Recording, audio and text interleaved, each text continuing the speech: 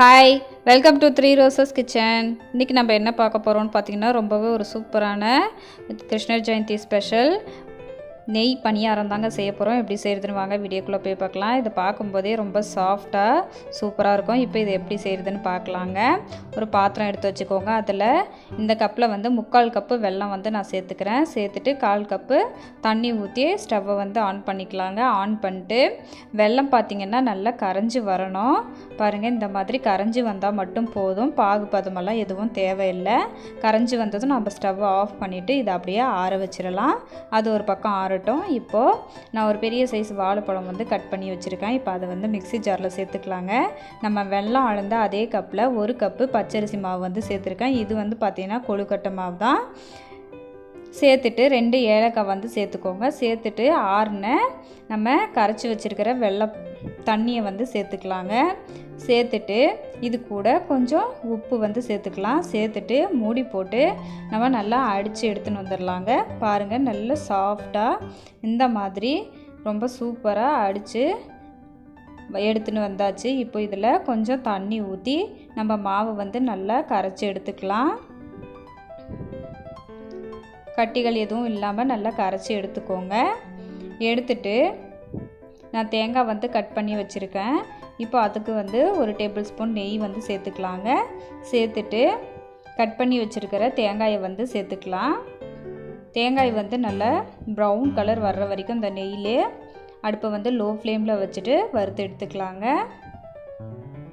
நீங்கள் இதுக்கு பதில் முந்திரி இல்லை பாதாம் இது 2த்தில் எது இருந்தாலும் நீங்கள் வந்து கட் பண்ணி இந்த மாதிரி நெய்யில் வறுத்து சேர்த்துக்கலாங்க. இப்போ பாருங்கள், தேங்காய் வந்து நல்லா ப்ரௌன் கலரில் வந்துருச்சு. இப்போ இதை வந்துட்டு நம்ம மாவில் வந்து சேர்த்துக்கலாம். சேர்த்துட்டு இப்போ இதை வந்து நம்ம மிக்ஸ் பண்ணி விட்டுக்கலாங்க. மிக்ஸ் பண்ணிவிட்டு இது கூட பார்த்திங்கன்னா 2 சிட்டிகை அளவுக்கு நான் வந்து சோடா வந்து சேர்த்துக்கிறேன். சேர்த்துட்டு இப்போ இதையும் நல்லா மிக்ஸ் பண்ணி விட்டுக்கலாம். மிக்ஸ் பண்ணிவிட்டு நம்ம பணியாரக்கல் வந்து எடுத்துக்கலாங்க. எடுத்துட்டு கல் சூடானதும் நெய் வந்து சேர்த்துக்கலாம்.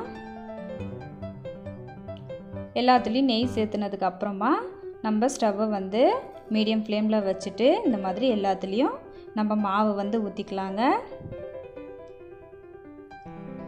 ஊற்றிட்டு இது பார்த்திங்கன்னா நல்லா லோ ஃப்ளேம்லேயே நல்லா உள்ளாரெல்லாம் மாவு நல்லா வெந்து வரணுங்க. நம்ம ஊற்றிருக்கிற நெய்யெல்லாம் உறிஞ்சு முழுக்க நெய்யிலே வெந்து வரணும். இந்த மாதிரி எல்லாத்துலேயும் நம்ம வந்து ஊற்றிக்கலாம். இப்போ தான் நம்ம சேனலை ஃபஸ்ட் டைம் நீங்கள் பார்க்குறீங்கன்னா சேனலை சப்ஸ்கிரைப் பண்ணிக்கோங்க. மறக்காமல் லைக் பண்ணிட்டு உங்கள் ஃப்ரெண்ட்ஸ் அண்ட் ஃபேமிலி மெம்பர்ஸ்க்கு ஷேர் பண்ணுங்கள். பாருங்கள், ஒரு பக்கம் வந்துருச்சு. இப்போ இன்னொரு பக்கம் திருப்பி விட்டுக்கலாங்க. இதெல்லாம் பார்த்திங்கன்னா நல்லா வெந்து 2 பக்கமும் திருப்பி போட்டு வெந்ததுக்கப்புறமா நான் வந்து எடுத்துக்கிறேன்.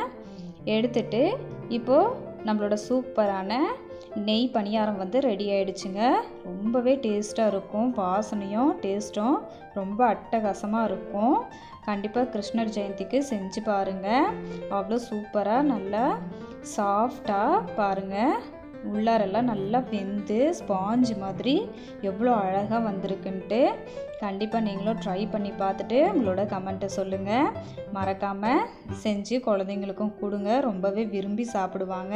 நம்ம நெய்யிலே செஞ்சுருக்கிறதுனால டேஸ்ட்டு ரொம்ப அட்டகாசமாக இருக்கும். தேங்க்ஸ் ஃபார் வாட்சிங்.